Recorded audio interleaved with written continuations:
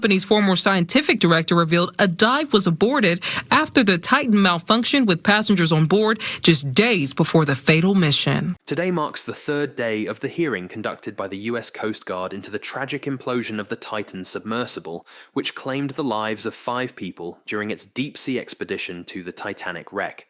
The day began with Jason Neubauer, chairman of the Marine Board of Investigation, giving his opening remarks.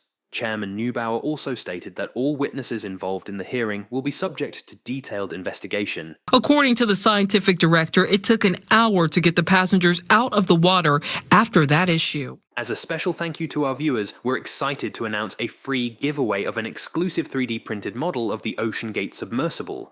This detailed model is designed to float and dive in your pool, bringing a piece of deep-sea exploration right to your home. Don't miss your chance to win. Participate through the link in the description or secure your own model by purchasing it on our website. Dive into the world of Oceangate with us. The first witness, Renata Rojas, a former mission specialist for Oceangate, has taken the stand. Her testimony is emotional as she recalls her personal connection to the Titanic and her experience working with the company. Ms. Rojas began by describing her background and deep connection to the Titanic. She shared that she had been a scuba diver since the age of 12 and had been obsessed with the Titanic since I was 12. Although her career path initially led her to banking rather than oceanography, she explained that she always sought a way to visit the Titanic. She discovered that non-scientists could participate in expeditions, which led her to sign up for Oceangate. Before Oceangate, Ms. Rojas had also signed up with deep ocean expeditions, but the expeditions were ultimately cancelled. When asked about her prior experience with submersibles, Ms. Rojas clarified that she had no prior experience with submersibles before joining Oceangate. However, she had the opportunity to dive to the wreck of the Britannic with another operator. Regarding her role as a mission specialist, she explained, "It is someone who gets involved in the operation." She further described the position as a volunteer role taken only if the individual felt comfortable. Mission specialists, she noted, are always working with somebody who is giving you guidance. While the title might sound glamorous, she likened it to simply standing by if anybody needs a wrench. Ms. Rojas was then asked about the payment process for becoming a mission specialist. She clarified that the payment was specifically for the dive, not for the role itself. You had the option once you turned up to the expedition if you wanted to participate or just be an observer, she explained. She recounted that after agreeing to join, they would send you instructions for a wire transfer. However, she couldn't recall exactly whom she had paid or the specific details of the transaction. Regarding refunds, Ms. Rojas stated there wasn't really a refund. A refund could only be requested if the deposit was given a year in advance, but this was clearly outlined in the agreement. Ms. Rojas shared that she was one of the few individuals who fully embraced the mission specialist role. "I enjoyed it, and it was fun. I was learning a lot and working with amazing people," she recalled. She described the team at Oceangate as hardworking individuals who were trying to help people achieve their dreams of exploring the deep sea. When asked about her duties, she humorously added, "Sometimes it was just keeping the container clean. I joke around and say sometimes I was a cleaning lady." Despite the simplicity of the tasks, she expressed satisfaction with her involvement and the opportunity to learn from her experiences. She confirmed that this routine of receiving task instructions happened before every dive she participated in. Ms. Rojas was shown a document detailing the duties required of a mission specialist. One part of the document mentioned that a mission specialist's color vision must allow them to recognize color-coded objects, such as electrical components, navigation lights, and hazardous cargo. When asked if she had any responsibilities related to electrical components, she responded, "No."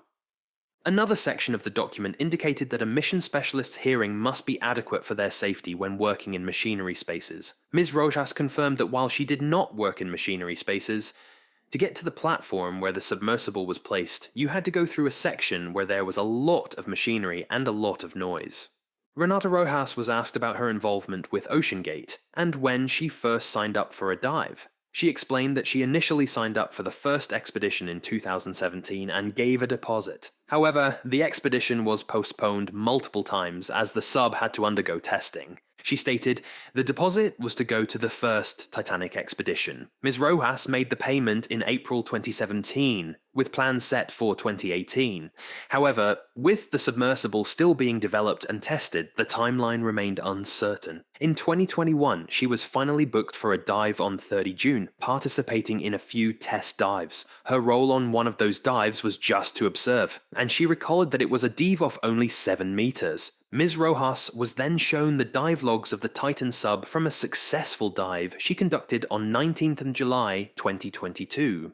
The notes for the dive highlighted various issues, including thruster controls being mapped incorrectly, flashing lights, and a drop in sonar and batteries. Explaining the situation, Ms. Rojas said, "Checks were done the night before. I was there to make sure the pilot did the checks. Despite these checks, the submersible experienced issues during the descent." She recalled that the pilot noted something weird in his driving from the platform.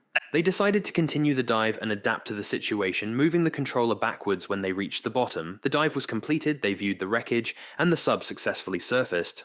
Ms. Rojas added that lights were flickering during the dive, but stated, "I did not notice any sonar drop." She also noted that the batteries drained quickly on the surface as the sub was driven towards the boat. The hearing shifted to focus on the 2023 Titanic expedition, the day of the tragic incident on 18th June 2023. Ms. Rojas, visibly emotional, explained her role as the platform assistant. She described her duty that day as just to stand by and see if anyone needed help.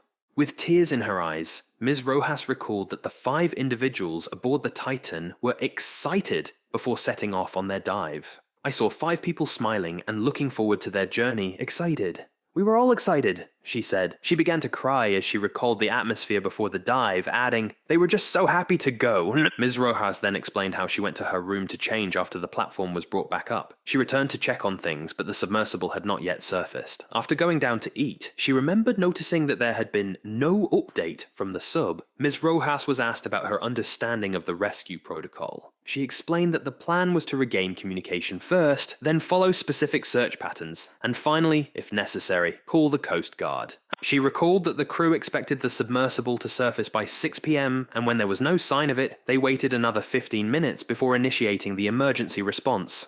"At this point, they are really overdue," she said. When asked whether she believed the rescue plan was adequate, Ms. Rojas replied, "That's above my pay grade. I'm a technical scuba diver, not a submersible."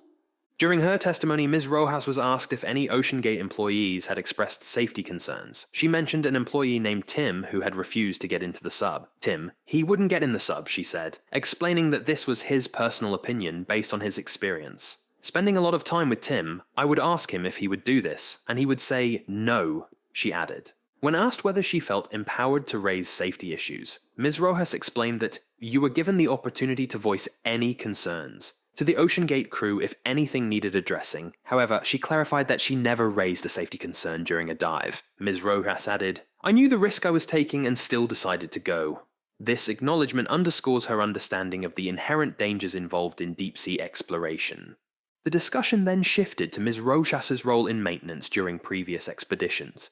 She explained that while she was present, she was not the one doing the maintenance. When asked if she noticed any changes in the level of maintenance between the 2022 and 2023 expeditions, Ms. Rojas responded, "No, it just took longer because it was in the water." She noted that maintenance was performed while it was not diving. Regarding the day of the incident on 18th of June 2023, Ms. Rojas revealed that she was part of the dome closing team but did not notice anything different about the procedure. She emphasized her role as a mission specialist was simply to supervise, and that she was not involved in any critical decision-making. "It was not my job to inspect the bolts," she clarified, distancing herself from the technical or safety decisions related to the submersible. Ms. Rojas was asked whether she was aware of the experimental nature of the Titan submersible. She confirmed her understanding, explaining that the Titan was untested and made with new materials that had never been used in deep water vehicles.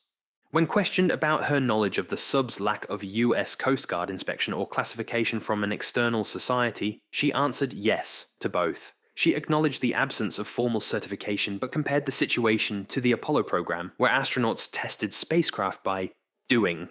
"Neil Armstrong didn't ask somebody if this vessel was classed before he went to space. He just got in and went.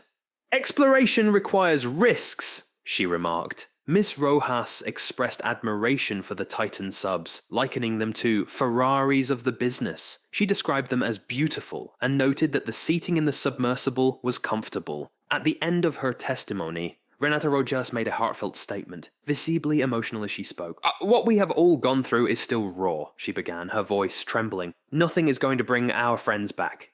She expressed hope that the investigation would lead to a greater understanding of the risks involved in exploration. Ms. Rojas emphasized that, without taking these risks, the world would still be flat.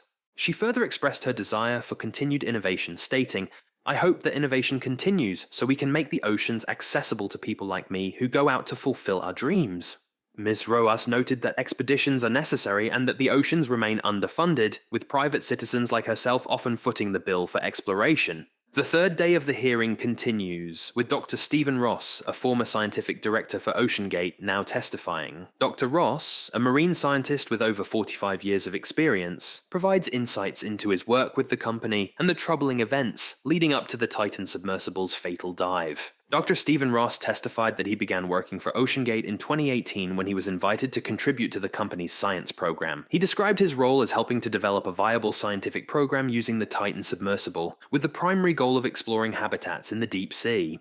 From 2021 to 2023, Dr. Ross noted that the primary mission of Oceangate shifted to visiting and viewing the Titanic shipwreck. He explained that a mission specialist was essentially a person who paid for a spot on the submersible to visit the wreck and, if possible, participate in parts of the operation. Dr. Ross was asked about his awareness of the Titan's lack of inspection by the US Coast Guard and its non-classified status. He stated that he believed he was aware of the lack of inspection, but he did not have knowledge of the engineering details concerning the sub's classification. He then recounted an incident during Dive 80, where a loud bang was heard when the submersible surfaced. Dr. Ross recalled that there were widespread discussions among the crew about the noise. He was told that it was possibly caused by the shifting of the pressure hull in its steel cradle, which, when popping back into place, could have made the noise. Although concerned about the noise, Dr. Ross stated that he did not witness any visual inspection of the hull interior after the dive. He expressed his concern to the chief engineer, who confirmed that the noise was troubling and that the Oceangate team was focused on determining its source before planning future dives.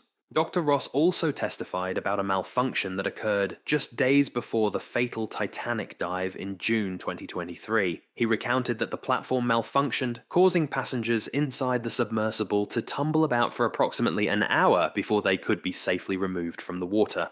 During this malfunction, Oceangate co-founder Stockton Rush, who was piloting the sub, crashed into the bulkheading. Dr. Ross described the unsettling scene, stating that one passenger was hanging upside down, while the other two passengers managed to wedge themselves into the bow end cap. Dr. Ross then revealed that he had a conversation with Stockton Rush regarding the Titan's hull and how long it could last before needing refurbishment. He said he had asked the question out of curiosity, to which Mr. Rush responded that the hull would last for an indefinite period. The hearing continued with questions about whether the dives conducted matched the definition of a scientifique operation. Dr. Ross explained that, "Anytime I go underwater in the deep sea and view anything, it has scientific value." However, he admitted that he was unfamiliar with the US law's definition of a scientific operation.